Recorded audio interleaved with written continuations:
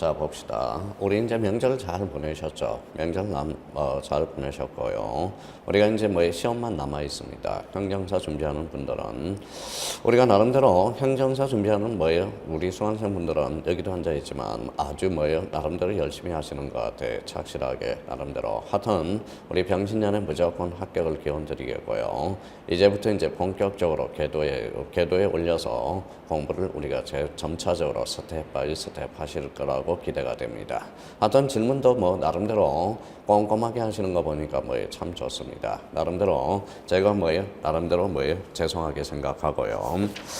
자, 전 시간에 우리가 배웠던 거 한번 생각해 봐요. 자, 비용 부담과 관련돼서 원칙은 누가 합니까? 바로 신청인이 부담하고 A적으로 관계인에게도 부담시킬 수 있다. 자, 수인의 공동부담과 관련돼서 수인이면 공동부담이 원칙이라는 거, 그걸 한번 기억해 두시고요. 나름대로 그 정도만 기억해 준다면 비용부담과 관련돼서는 큰 문제가 없을 거고요.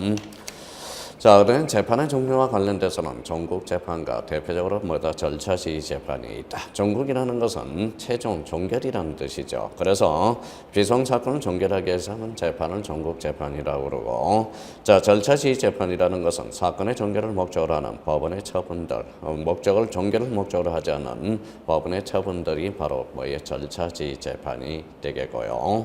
그다음에 이제 전국재판은 두 가지가 있죠. 본안전의 재판과, 그럼 본안전의 대표적인 재판이 대표적으로 각하라는 단어를 우리가 생각해 둘 필요가 있고요. 본안 재판과 관련돼서 그 의미 한번 확인해 둘 필요가 있습니다. 자, 여기서 꼭 확인해 둘 거는 재판의 종류에서 판결과 결정과 명령에 대해서 우리가 머릿속에 꼭 숙지를 해둬야 되고, 그 다음에 대표적으로 이제 재판의 방식에 대해서 재판의 방식은 결정으로 해서 해준다. 그러면 이유를 붙인 결정으로 해서 해주는 게 대표적으로 검정과 관련된 것, 대표적으로 검정 관련 사건, 대표적으로 항고, 그 다음에 사회적으로 중요한 사건, 대표적으로 의견을 듣고 결정이 이루어진 경우에 대해서는 우리가 이유를 붙인 결정으로서 해준다. 그 정도만 한번 암기해 주신다면 앞으로 강론 비송사건 절차와 대표적으로 자, 그럼 민사비송과 상사비송에 대해서 계속적으로 나와 있다라는 거. 그래서 우리가 대체적으로 전부 외울 수는 없어요. 그래서 공통분모를 끌어내니까 이유를 붙인 결정, 그 다음에 항고라든지 검정 관련 사건, 대표적으로 과태료 사건이 이유를 붙인 결정으로서 해준다. 그 정도 의미만 확인해 두시면 될 것 같고요. 자, 이번 시간은 56페이지 재판서의 작성입니다. 자, 재판서의 작성으로서 대표적으로 이제 재판서 작성 이렇게 나와 있네요.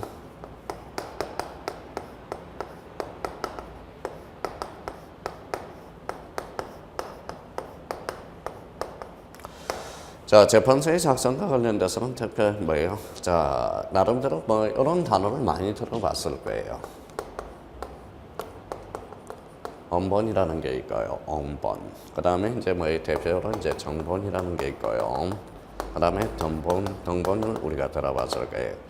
자, 원본이 뭐냐? 이거는 재판의 판사의 기명날인이 있어야 돼. 그래서 판사의 대표적으로 서명날인이 있는 거. 그래서 서명날인, 대표적으로 서명날인이 있는 게 이게 원본이 되겠고요.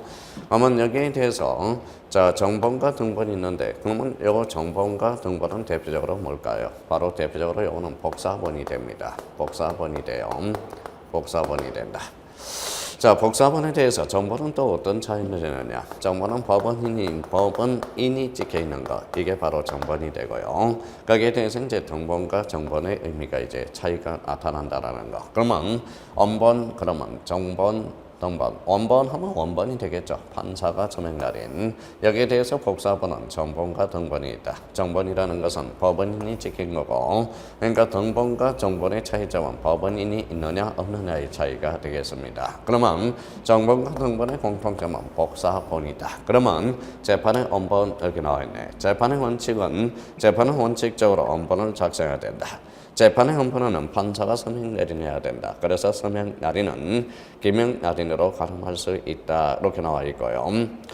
자, 자, 따로 재판서를 작성하지 않고 당사자가 제출한 신청서, 조서의 재판에 관한 사항을 기재하고 판사가 이에 서명함으로써 엄번에 가름할 수 있다면 서명 날인은 이때 서명 날인은 기명 날인으로 뭐 할 수 있다, 가름할 수 있다라는 거. 그래서 나름대로 이제 뭡니까? 재판의 원본, 정본, 등본 이 세 가지를 한번 구분해 둘 필요가 있어요. 그러면 가로 2번에 재판의 정본 및 등본이라고 나왔어요. 재판의 정본과 등본에는 법원 사무관의 기명날이라고, 정본에는 법원을 지급하며, 정본은 재판서를 송달할 경우와 강제 집행 시 이를 첨부한다. 그래서 원본, 정본, 등본의 차이점도 한번 요 의미상으로서 56페이지 재판서의 작성과 관련해서 한번 구분해 둘 필요가 있습니다. 자, 우리가 이제 재판서의 작성과 관련돼서 우리 세 가지 의미에서 우리가 봤고요.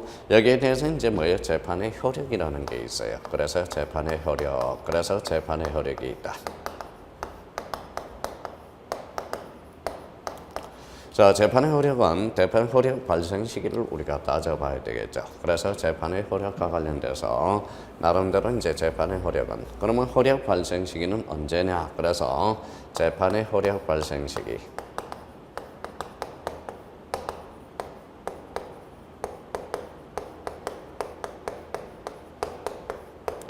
자, 재판의 효력 발생 시기는 언제냐? 이렇게 한번 숙지해 주세요. 고지시입니다. 그래서 고지시다. 그래서 고지시. 재판의 효력 발생 시기는 결론적으로 고지시다. 그 옆에다 하나 써놔요. 크게. 재판의 효력 발생 시기는 고지함으로써 효력이 생긴다. 자, 그러므로 이렇게 나와 있죠.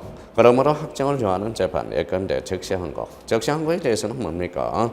허용하는 재판에 있어서도 확정을 기다리지 않고 고지와 동시에 효력이 발생한다. 다만, 자, 적시한 거는 뭡니까? 확정 차단이 될 수 있을 뿐이다. 그러면 확정 차단은 며칠이다? 일주일 내입니다. 그래서 확정 차단에 대해서 밑에 일주일이라고 써놓고요. 자, 우리가 이제 항고에 대해서는 우리가 작년에 항고와 관련돼서 항고의 종류에 대해서 설명하라 우리가 출제를 했죠. 그래서 대표적으로 아까도 이야기했지만 우리가 1심에서 2심으로 간다. 그래서 1심에서 2심으로 가고 우리가 이제 살펴볼 거예요. 자, 3심에 대해서 그러면 1심에서 2심으로 간 걸 뭐라고 그래요? 이걸 뭐예요? 대표적으로 항고라고 그러죠. 항고. 자, 여기에 대해서 2심에서 3심을 간 걸 뭐라고 해요? 바로 재항고라는 의미를 써주게 되고, 이 항고에는 대표적으로 무슨 항고가 있다고 그랬어요? 바로 보통 항고라는 게 있고요. 보통 항고. 그 다음에 대표적으로 재항고가 아니라 즉시 항고가 있습니다. 즉시 항고. 자, 그래서 이제 항고의 종류 그러면 이제 대표적으로 보통 항고, 적시 항고, 재항고. 그러면 여기에서 1심에서 3심으로 이렇게 가는 게 있죠. 대표적으로 이걸 뭐라고 그래요? 바로 특별 항고라고 합니다. 그래서 특별 항고. 그렇게 이제 의미를 우리가 들고요. 그래서 이제 보통 항고, 적시 항고의 차이점은 뭐냐? 여기는 확정 차단효가 없다라는 거고, 여기는 확정 차단효가 나타납니다. 여기에 대해서는 일주일이 되죠.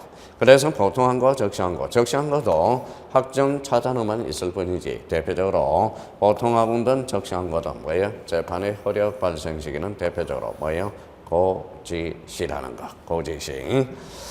자, 이번에 재판을 받은 자가 여러 명일 경우, 이 경우 재판의 내용이 재판을 받은 각자에 대해서 개별적으로 취급할 수 있는 경우는 고지 받은 자에 대해서 범위 안에서만 효력이 발생한다. 재판의 내용이 전원에 대해서 합일적으로 효력이 생기는 경우는 최초의 인원에게 고지하는 것으로 전원에 대해서 효력이 발생한다. 그래서 재판을 받은 자가 여러 명일 때, 그래서 최초의 1인에게 고지하는 것으로 1인에게 전원에 대해서 효력이 발생한다. 그거 한번 체크해 두시면 될 것 같아요. 그러면 여기에서 재판의 효력 발생 시기 반드시 우리가 숙지해 줘야 되겠죠. 고지시라는 거. 자, 그렇다면 이제 재판의 효력 발생 시기와 관련돼서 우리가 살펴봤고요.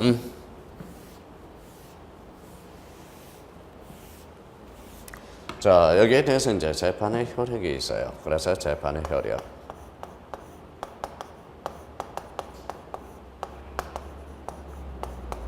자, 재판의 효력과 관련돼서 대표적으로 이제 뭡니까? 첫 번째, 무슨 역이 있어요? 첫 번째, 형성력이라는 게 있어요. 그래서 형성력이라는 게 있어요. 그래서 형성력이 하나 있고, 자, 오른쪽에 가면 뭐다? 집행력이라는 게 있어요. 그래서 집행력. 자, 그 다음에 여기에서 대표적으로 이제 학정력이라는 게 있어요. 학정력. 자, 그러면 이제 비송사건 절차에서 재판의 효력에 대해서 약술하라. 요거에 대해서도 한번 우리가 충분히 우리가 재판의 효력적인 측면에 대해서도 한번 생각해 둘 필요가 있어요. 그러면 제가 재판의 효력에 대해서 재판의 효력, 그러면 비송사건 절차에서 재판의 효력에 대해서 약술하라. 그러면 미리 한번 생각해 둘 필요가 있다라는 겁니다. 약술하라. 그러면 어떻게 잡아가야 돼? 첫 번째. 자, 목차를 한번 잡아봐야죠. 첫 번째. 자, 이제, 자, 지금 정도는 우리가 연습이 돼야 돼요. 여기에 대해서. 첫 번째 뭐예요? 자, 의에 대해서 우리가 한번 나눠야 되고요. 자, 그러면 재판의 효력의 종류, 그래서 재판의 효력의 종류, 효력과 관련돼서 효력의 종류, 재판의 효력과 관련돼서. 자, 의와 관련돼서는 대표적으로 뭘 쓰면 돼요? 재판의 효력은 언제 나타나는가? 재판의 효력 발생 시기는 고지시다. 그렇게 해서 이런 서론 부분에 대해서 우리가 의미를 한번 써줄 필요가 있고요. 재판의 효력의 종류에서 뭐예요? 대표적으로 요 세 개를 우리가 의미상으로 확보해 두시면 되고, 여기에 대해서 세 번째, 결론을 우리가 맺어둬야 되겠죠. 결론. 그래서 약술행과 관련돼서 간단한 목차는 1의 이 재판의 효력과 관련돼서 대표적으로 종류에 대해서 형성력, 집행력, 확정력에 대해서. 그러면 세 번째 이제 결어로 우리가 맺어 나가면 돼요. 그러면 형성력이란 비송사건 재판편의 이러한 형성력은 재판을 받는 자 물론 제3자에게도 미쳐 이를 다툴 수 없다라는 것. 다만 비송사건 절차법에 정하는 바에 따라서 당해 법원이나 상고법원이 이를 취소하거나 변경할 수 있을 뿐이다. 그래서 대표적으로 형성력과 관련돼서 한번 체크해 둘 필요가 있어요. 자, 집행력과 관련돼서는 원칙과 예외적인 측면으로 나눠놨습니다. 비송사건은 원칙적으로 사건관계의 형성을 목적으로 하는 것이므로 재판의 형성을 선언함으로써 족하고 그 집행을 필요로 하는 것이 보통이다. 예외적으로 그러나 절차 비용의 부담, 절차 비용은 비용의 부담에 대해서는 우리가 집행을 해줘야 되겠죠. 그래서 절차 비용을 부담은 명하는 판결. 대표적으로 이제 가테로 재판과 같이 사건 관계의 형성과 동시에 관계인에 대해서 이행을 명할 필요가 있는 경우 예외적으로 집행력이 인정된다. 이렇게 이제 한번 써주시면 되고요. 3번의 확정력과 관련돼서 민사소송의 경우 전국 재판에 대해서 상소권자가 일정한 기간 내에 불복 신청을 하지 않거나 또는 통상의 불복 신청의 방법으로 재판을 취소할 수 없게 될 때는 그 재판은 소송 절차에 더 이상 취소 변경할 수 없다. 확정이 되는 거죠. 그래서 이러한 사항은 재판이 형식적으로 확정되었다 하더라도 이걸 대표적인 뭐라고 그래요? 형식적 확정력이 발생한다고 말한다. 그렇게 이제 기술을 해놨고요. 자, 비송사건 재판은 절대적 진실 발견의 취지에 입각하여 객관적 사정에 부합하는 권리관계의 형성을 목적으로 하는 것이기 때문에 일단 재판을 한 후에 있어서도 그 재판이 적당치 않다는 사실이 인정될 때는 법원은 자유로이 이를 취소 변경할 수 있다. 따라서 비송사건 재판은 원칙적으로 확정력이 없으나 예외적으로 즉시 항고함으로써 불복 신청에 관한 재판에 대해서 법원은 이를 스스로 취소하거나 변경할 수가 없으므로 형식적 확정력이 생길 수 있다. 그래서 우리가 아주 재판의 효력과 관련돼서 약술 문제로도 괜찮아요. 그래서 재판의 효력과 관련돼서 약술하라. 그래서 형성력의 의미와 집행력의 의미, 원칙과 예외적인 측면으로 우리가 한번 봐줘야 되고, 확정력과 관련돼서는 여기도 원칙과 예외적인 측면으로서 형성력, 대표적으로 집행력, 그 다음에 확정력에 대해서 재판의 효력의 종류에 대해서 이렇게 써놓으면 되겠죠. 1. 확정 형성력, 2번에 대표적으로 집행력, 세 번째 확정력에 대해서. 그러면 거기에 대한 결론을 우리가 본인이 한번 결론을 아름답게 결론을 한번 내려보면 되겠습니다. 그렇다면 재판의 효력과 관련돼서 세 개 측면에서 한번 암기를 꼭 부탁드려요. 그래서 형성력, 집행력, 확정력. 그러면 재판의 효력과 관련돼서 약술 문제도 한번 생각해 둘 필요가 있다라는 거 부탁합니다.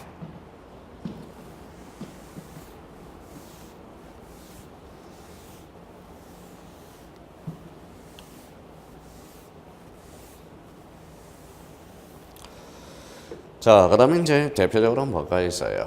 자, 재판의 취소 및 변경이라는 게 나와 있죠. 자,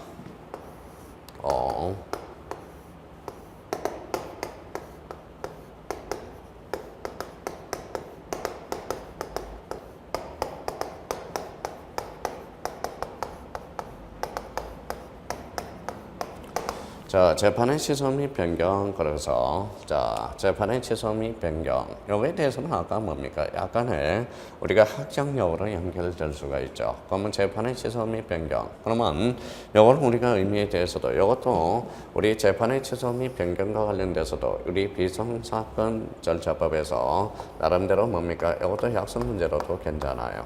약속 문제로도. 왜냐? 우리가 요 재판의 취소 및 변경과 관련돼서 우리 아까 이야기했던 3회서가 있었죠. 3회서 대표적으로 뭡니까? 엄밀해야 된다. 그래서 엄밀, 그래서 비공개주의, 그 다음에 심플, 그 다음에 관여해야 되고 스피들리 신속해야 된다라는 거. 그러면 우리가 재판의 취소 및 변경과 관련돼서도 대표적으로 뭡니까? 여기에 대해서 원칙과 예적인 측면이 있죠. 그러면 원칙은 자유다. 예의적인 측면으로서 취소 및 변경에 대해서 예의적 측면에서 안 되는 것. 그러면 일단 기본 포맷은 외워둬야 됩니다. 원칙과 관련돼서 예의적인 측면에서. 그래야 재판의 취소 및 변경과 관련돼서 첫 번째 이렇게 이제 한번 약속할 수 있죠. 그러면 첫 번째 뭘 우리가 잡아야 돼? 첫 번째 목차를 잡는다면 의의를 잡아야죠. 재판의 취소 및 방법 변경에 대해서 우리가 간단히 서술해 줘야 되고 여기에 대해서 뭔가 취소 및 변경에 대한 재판의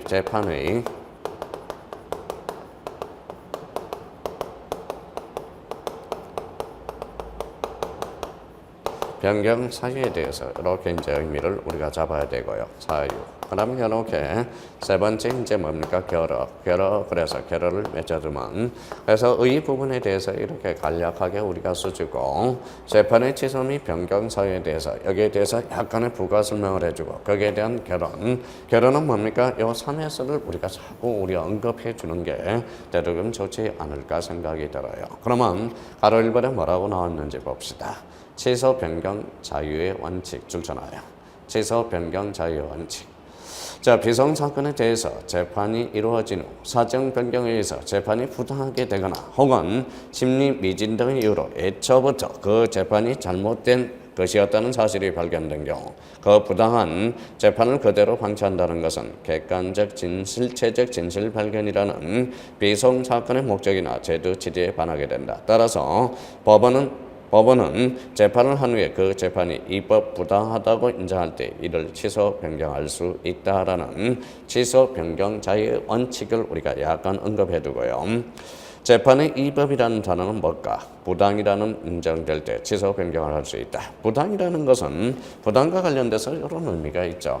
자, 부당과 관련돼서 우리 한번 약간의 언급을 한번 해 봅시다.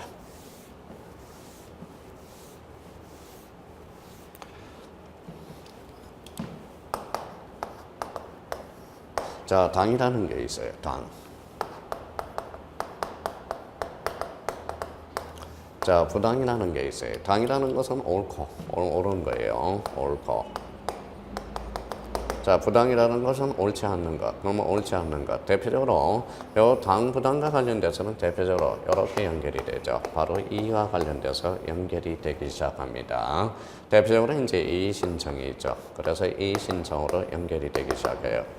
우리가 전 시간에 뭘 배웠어요? 판결이라는 의미를 우리가 배웠죠. 그래서 판결.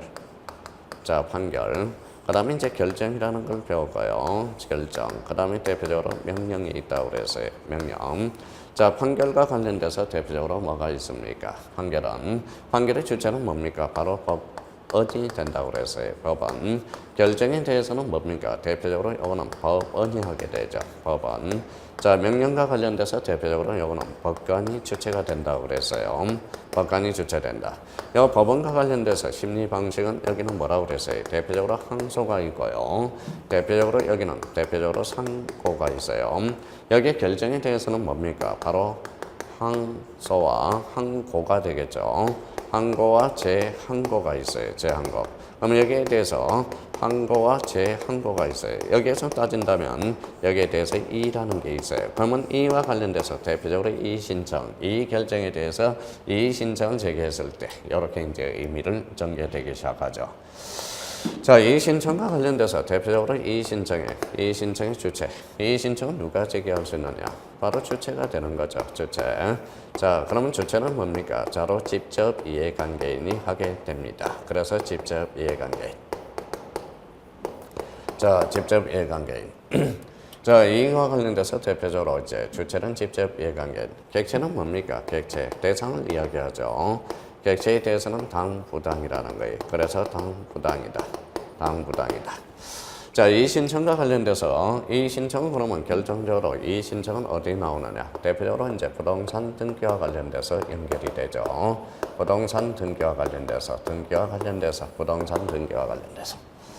자, 그러면 이 신청과 관련돼서 부동산 등기, 그럼 불만이 있다. 그러면 뭐예요? 이 신청이 한마디로 뭡니까? 대표적으로 이게 이 신청은 대표적으로 끝까지 이야기한다면 대표적인 삿대질이 됩니다. 그래서 삿대질. 한마디로 자, 부동산 등기와 관련돼서 이 신청, 등기관한테 삿대질 하는 거예요. 이게 바로 뭐예요? 바로 이 신청이라고 보면 되겠죠. 그래서 객체는 당부당이 된다라는 거예요. 그래서 첫 번째, 자, 주체, 두 번째 객체. 세 번째, 자, 이 신청의 제기기간은 제한이 없다라는 겁니다. 제한이 없죠? 제한이 없습니다. 기간은 제한이 없어요. 자, 부동산 등기도 결론적으로 바로 이 결정, 바로 이 신청이죠. 그러기 거기에 대해서 제기기간은 자, 비송 사건으로 연결될 수 있다고 그래서요. 그러면 제기기간에 대해서는 뭐가 없다? 제한이 없다. 자, 네 번째입니다. 네 번째와 관련돼서 대표적으로 이제 이 신청과 관련돼서 이런 것도 우리가 한번 확보해 둘 필요가 있어요. 자, 이 신청은 누가 대제기하느냐? 이 신청은 자, 이 신청서는 누가 대제기하느냐? 그래서 이 신청서와 이 신청은 우리 관할지방법원에다 제기합니다. 그래서 관할지방법원이라고 탄생하게 되고요.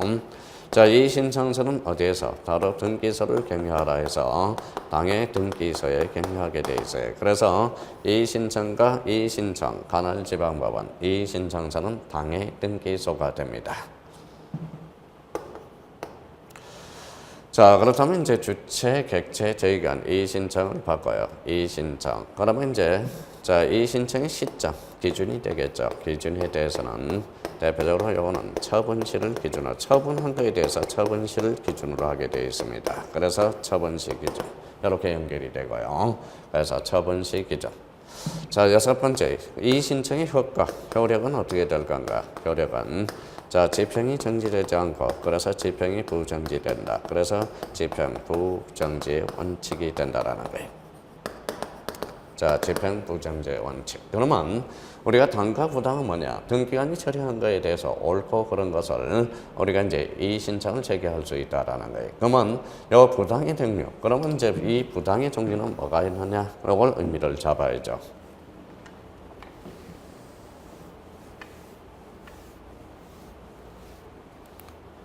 자, 부당의 종류. 그래서 이제 부당에 대해서.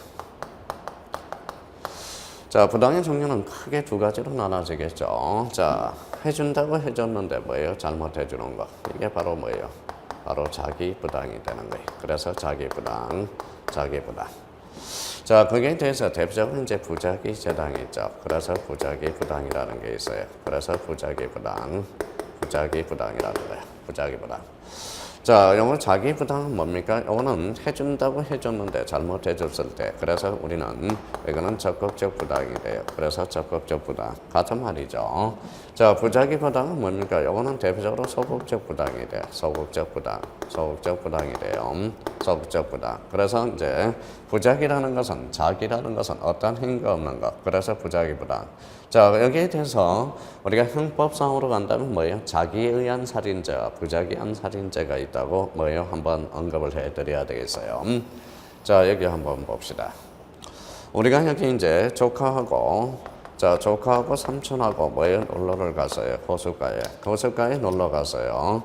자, 그러면 이 조카가 까불다가 뭐예요? 물에 빠져서 허우적거리고 있습니다. 물에 빠지고 있습니다. 삼촌이 옆에서 있다가 야, 너 까불다가 잘 됐다. 박수만 치고 있으면 우리 삼촌은 처벌받을 수 있어요. 부작위한 살인죄. 그러면 부작위한 살인죄로 처벌받을 수가 있다라는 거예요. 그러면 삼촌은 조카가 물에 빠지면 구해내줄 보증인적 지위가 있기 때문에 구해낼 구출을 해줘야 됩니다. 그러면 삼촌과 관련돼서는 그러면 결론적으로 뭡니까? 가만히 있어 박수치고 있어요. 그러면 삼촌이 뭡니까? 그러면 죽였습니까? 그렇지는 않죠. 삼촌이 뭐다? 지금 구해내줄 보증인적 지위가 있다라는 거야. 그러면 삼촌이 가만히 있으면 부작위한 살인죄로 뭐다? 처벌받게 되고요. 그러면 여기 이제 뭐 가는 행위를 요 사람이 있어요. 가는 행위니 뒷사람에다 푹 찔러서 행위가 있죠. 요거는 자기, 그래서 자기한 살인죄, 여기에 대해서는 부자기한 살인죄가 있다라는 겁니다. 대표적으로 그런 의미. 그러면 자기라는 것은 대표적으로 행위가 했는데 잘못해 준 걸 자기 부당이라고 그래요. 그래서 적극적 부당이며, 그러면 부작위 부당이라는 것은 대표적으로 행위가 없으면서 잘못해 주는 것. 이게 부작위 부당이죠. 그러면 결론적으로 이거는 찔러야죠. 그럼 부작위 부당과 소극적 부당은 이거는 대표적으로 전부 뭐의 대상이 된다? 바로 이 신청의 대상이 될 수 있고 이의를 제기할 수 있다라는 겁니다. 그렇다면 우리가 부당에는 두 종류가 있다. 그러면 자기와 부작위라는 의미로 연결되기 시작하고, 자, 주체는 그러면 직접 이해관계입니다. 우리 비송과 연결해서 연결이 되기 시작하죠. 객체는 뭐다? 당 부당이 되고, 제2견은 제한이 없으며 이 신청은 관할지방법원에 제기하고 이 신청서는 당의 등기소라는 걸 연결되기 시작해요. 기준은 처분한 것에 대해서만 이의를 제기할 수 있겠죠. 효력은 자, 집행이 정지되지 않고 그대로 효과가 나타난다라는 것. 그래서 대표적으로 자, 효력적인 측면에서 우리가 잠깐 언급이 됐습니다. 그렇다면 우리가 이제 부당이라는 의미가 뭔지, 그게 기본서 57페이지 부당이란 이렇게 나와 있습니다. 부당이라 하면 마찬가지. 재판의 내용이 타당성이 없는 것, 이걸 바로 부당이라고 그래요. 타당성이 있다 그러면 당이 되겠죠. 타당성이 없는 걸 뭐라고 그런다? 부당이라고 그런다. 자, 신청을 요하는지 여부. 친서 변경에는 신청을 요하지 않고 법원이 직권, 자, 직권에 의하며 취소 변경을 할 수 있는 법원은 원 재판을 1심 하나고 연신 재판을 한 1심 법원에 하나고 항고 법원에 이러한 권한이 없다. 따라서 비송 사건은 기속력이 크게 뭐가 돼 있다? 제한되고 있다. 제한된다라는 의미로 연결되고요. 자, 취소 변경의 시기는 취소 변경할 수 있는 시기에 대해서는 별다른 제한이 없다. 그래, 제한이 없으며 불복 신청이 없는 경우 물론 항고가 있더라도 항고 법원의 재판이 없는 동안에는 그 재판을 취소 변경할 수 있다. 그래서 여기도 마찬가지입니다. 이 신청과 관련돼서도 마찬가지. 제기간은 뭡니까? 바로 제한이 없다라는 겁니다. 제한. 그래서 우리 이제 시험에서 객관식 시험에 이렇게 많이 출제되고 있죠. 이 신청의 제기간은 3개월의 제한을 받고 있다. 제한이 없다라는 거야. 그래서 마찬가지. 취소 변경에 대해서도 제한이 없다라는 거. 제한이 없다. 그래서 대표적으로 이와 관련돼서 한번 우리가 이런 의미 정도를 확보해 두는 것도 괜찮을 것 같아요. 자, 그러면 취소 변경은 소급표 인정 여부. 취소 변경이 있는 경우 취소 변경의 효력이 소급하는지 여부와 소급한다면 어떤 범위 내에서 소급표가 미치는지에 대해서는 견해의 대립이 있다. 이에 대해서는 별도의 법률 규정이 없으므로 각 사건별로 사건에 문제된 법제도의 입법 취지 및 개별적 구체적으로 사정을 고려하여 소급표의 인정 여부를 정해야 될 거다. 이렇게 이제 한번 약속을 해놨네요.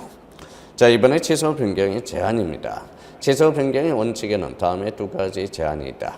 자, 신청에 의해서만 재판을 하는 경우, 경우에 신청을 각한 재판은 신청에 의하지 아니하고는 이를 취소 변경할 수는 없다. 자, 그래서 신청에 의해서만 재판을 하는 경우 밑줄 그어놓고요. 그 다음에 이번에 적시 항고로서 불복을 할 수 있는 재판은 이를 취소 또는 변경할 수 없다라는 것. 그래서 원칙은 자유롭다. A적으로 제한을 받는 것 두 개가 있죠. 그래서 취소 변경은 신청에서만 재판을 하는 경우와 대표적으로 뭡니까? 즉시 항고로서 불복을 할 수 있는 경우는 취소 변경할 수 없다라는 것. 그러면 이 출제어는 뭡니까? 언칙은 자유라는 의미를 우리가 받아주고 예외적으로 제한을 받는 것. 이 두 개의 측면에서 우리가 고려해 볼 거라는 걸 확인할 수가 있어요. 그렇다면 재판의 취소 및 변경에 대해서 약속 문제 형태로도 괜찮은 문제 형태로도 출제될 수 있어요. 그러니까 취소 변경에 대해서 약속 한번 준비해 둘 필요가 있어요. 여기에 대해서 여기에 대해서 이제 부연 설명이 된 게 당, 부당의 의미. 당, 부당이 뭘까? 당이라는 것은 옳은 거고 부당으로는 뭐죠? 옳지 않는 걸 부당이라고 한다. 그래서 이 신청과 관련돼서 대표적으로 부동산 등기와 관련돼서도 대표적인 비선 사건의 절차의 예를 볼 수 있어요. 그러면 우리 이 신청은 뭡니까? 이 결정을 해야 되죠. 의견을 듣고 이 결정을 한다. 그러면 결론적으로 이 신청도 결정의 형식으로서 우리 이유를 붙인 결정으로서 해준다. 이렇게 이제 의미가 연결되기 시작합니다. 그래서 이 신청과 곁들여서 이것도 한번 우리가 확보해 두면 아주 좋은 사례가 될 것 같아요. 그래서 이 의미, 주체, 객체, 제기간, 이 신청, 이 신청서, 기준, 효력과 관련돼서 한번 우리가 의미를 잡아둘 필요가 있다라는 것. 자, 우리가 이제 관할은 이미 우리 전 시간에 우리가 살펴봤고요. 신청인, 그래서 신청 방법. 그 다음에 심리 및 재판의 형식은 뭐다? 재판의 형식은 뭐예요? 뭘로서 결정이죠. 자, 그래서 이제 불복에 대해서, 불복이 대표적으로 뭐가 있어요? 바로 항고가 있죠. 항고. 그래서 대표적으로 이제 비용 부담. 그러면 다시 한번, 이거는 반드시 한계가 돼야 되니까 첫 번째 이제 크게 한번 써봅시다. 이제 서서히 이제 강론 파트로 갈 준비가 돼 있어야 돼요. 그래서 첫 번째, 그래서 관할이다. 그래서 관할. 자, 두 번째 뭡니까? 신청인과 관련돼서 연결이 되기 시작하고, 그 다음에 세 번째 신청 방법. 그래서 신청 방법. 자, 네 번째 뭡니까? 심리 및 재판이 되죠. 그래서 심리 및 재판. 다섯 번째 불복이 되겠죠. 불복. 자, 불복과 관련돼서 여섯 번째 기타 문제와 관련돼서 대표적으로 무슨 부담이 있다? 비용 부담의 문제가 있죠. 그래서 비용 부담으로 연결되고, 자, 불복과 관련돼서는 제7절 항고 절차와 관련돼서 우리가 설명이 되어 있네요. 제7절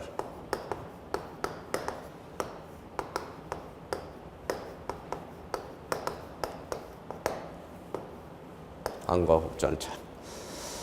자, 항고와 관련돼서는 뭐 그렇게 신경을 크게 안 써도 될 것 같아요. 예. 우리가 3회 때 우리가 출제가 됐기 때문에 작년에 우리가 출제가 됐어요. 항고의 종류에 대해서 약속하라 이렇게 출제돼서, 근데 앞으로 이제 강론에 이제 접목을 시킬 때 항고의 의미 정도는 우리가 살펴줘야 되겠죠. 그러면 자, 대표적으로 이제 뭡니까? 1심. 자, 1심이 있습니다. 자, 2심으로 가게 되죠. 2심. 그 다음에 이제 3심으로 가게 돼요. 그래서 3심. 자, 1심에서 이제 대표적으로 여기에서 뭡니까? 자, 이런 의미를 잡아야죠. 그래서 여기 뭡니까? 1심에서 2심으로 간다. 이걸 대표적으로 뭐라고 그래? 이걸 항고라고 그러죠. 항고. 자, 요건 이제 뭡니까? 2심에서 세순심으로 간 걸 재항고라고 그래. 그럼 1심이 만약에 단독 판사다. 그러면 단독 판사가 됩니다. 그러면 2심은 어디로 가야 돼요? 자, 어디로 가야 됩니까? 바로 합의부죠. 그래서 합의부. 자, 합의부로 가야 되겠죠. 만약에 합의부로 가게 되면 이제 3심은 이제 뭐예요? 대표적인 대법원으로 가게 돼 있죠. 그래서 대법원. 이렇게 이제 구조를 형성해 나야 됩니다. 자, 그 다음에 이제 거기에 대해서 각하 기각에 대해서 의미를 우리가 잡는 거죠. 각하 기각. 그래서 대표적으로 각하라는 단어와 각하라는 것은 거부. 그래서 운전박대라고 그랬어요. 기각도 일종의 뭡니까? 뚝뚝 두드렸는데 살펴주지 않으니까 기각에 대해서. 그러면 저희가 여기에 대해서 각하와 기각에 대해서 불만이 있으면 우리가 1심에서 2심으로 간 걸 항고, 2심에서 3심을 간 걸 재항고라고 합니다. 자, 만약에 1심이 이제 만약에 합의부다. 그래서 합의부. 합의부입니다. 그러면 합의부는 어디로 가야 돼? 당연히 이제 요거는 이제 고등법원으로 가야 되겠죠. 고등법원으로 가고, 자 고등법원은 이제 뭐예요? 3심에서는 이제 대법원으로 가야 되는 관계. 요게 이제 의미. 그래서 단독 판사는 합의부, 대법원. 여기에 대해서는 합의부, 그 다음에 고등법원, 대법원으로 가는. 이게 바로 뭐예요? 가날과 관련돼서 대표적으로 이제 가날의 종류를 우리가 봤어요. 자, 가날의 종류, 그러면 가날의 종류 1, 신급 가날에 대해서 우리가 봤죠. 신급 가날입니다. 신급 가날은 대표적으로 이제 1심, 2심, 3심 제도, 이렇게 이제 연결되고, 여기에 대해서 이제 사무 가날이 있었어요. 그러면 사무 가날. 자, 사무 가날과 관련돼서는 꼭 한번 외우두라는 게 하나가 있었죠. 어떤 게 있었습니까? 바로, 자, 민사 비송 사건, 민사 비송 사건과 대표적으로 상사 비송 사건. 여기는 이제 단독 판사가 있고요. 단독 판사 합의부라는 게 있습니다. 합의부. 그럼 민사 비송은 원칙이 단독 판사가 원칙이죠. 그 다음에 A적 측면으로서 A가 합의부가 봅니다. A가 여기에서 대표적인 어떤 단어, 임시라는 단어와 특별이라는 단어는 주로 합의부에서 우리가 사무를 관할하게 된다. 상사비송은 합의부가 원칙이고 A적으로 뭐다 상사비송 단독 판사가 원칙이죠. 그래서 영업소 외국인 영업소 폐쇄 사건 이게 대표적으로 사무 관할과 관련돼서 연결이 됐었죠. 이것도 반드시 뭐다 필히 암기를 해 두셔야 돼요. 요거와 관련돼서도.